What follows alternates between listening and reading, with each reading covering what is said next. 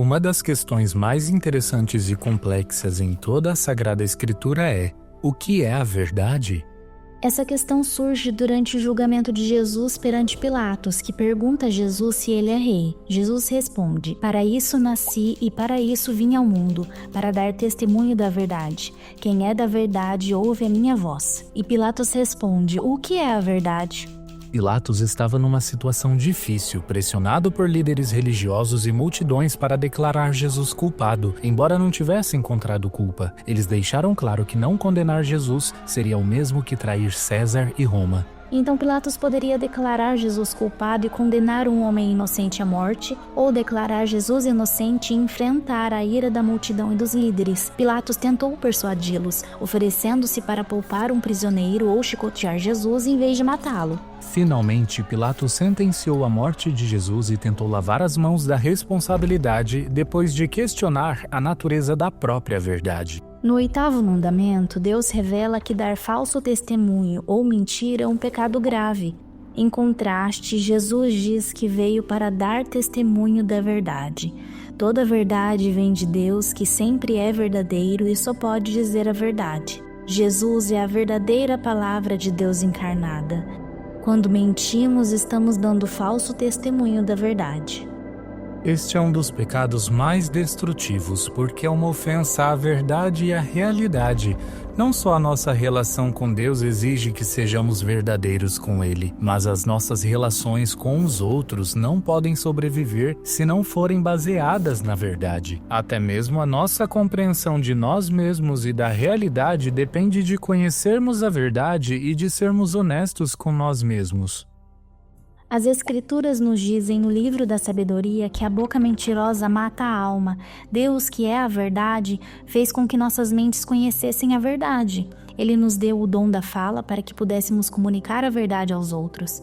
Podemos viver juntos como Deus planejou, numa vida de comunhão e amor, apenas à medida em que pudermos confiar uns nos outros para sermos verdadeiros.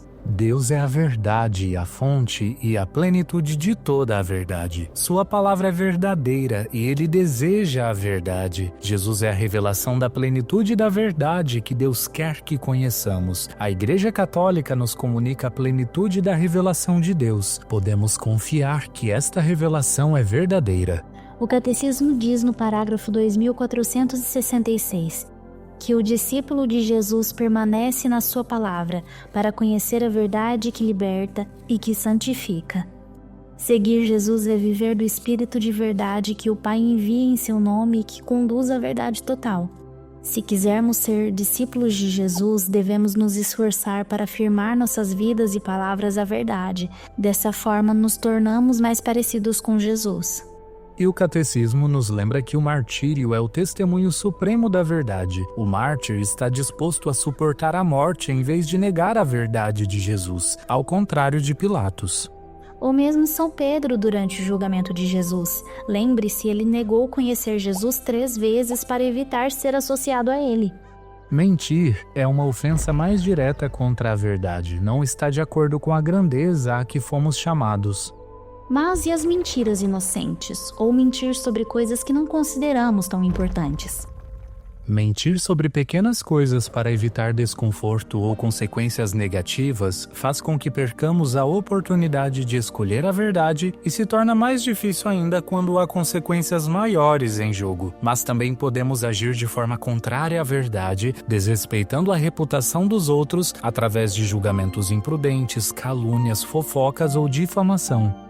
Também podemos prejudicar a reputação de outra pessoa ou compartilhar coisas verdadeiras sobre ela com pessoas que não têm o direito de saber essas coisas. Desta forma, mesmo que não mintamos, estamos a dar falso testemunho contra o nosso próximo. Também podemos pecar contra este mandamento quando mentimos ou usamos da bajulação e ostentação para enganar os outros, e o perjúrio é particularmente grave devido à natureza séria de invocar o nome de Deus enquanto se mente. Então, o que é a verdade? Deus é a verdade, e Ele enviou Jesus, o caminho, a verdade e a vida, para revelar toda a verdade.